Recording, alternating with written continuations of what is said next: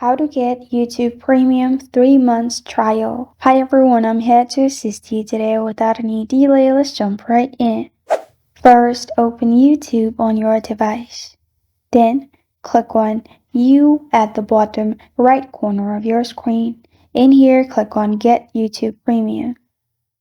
After that, click on Try 1 month for $0.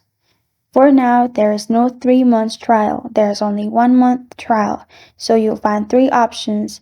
Select any option you want, which is individual, family, or student. Then press on Try 1 month. After that, click on Add Payment Method, which is credit card or a debit card. As you can see, add a payment method to your Google account to start your free trial. Also, you won't be charged if you cancel before September 30. It's 1 month from now. You can do this and you're good to go.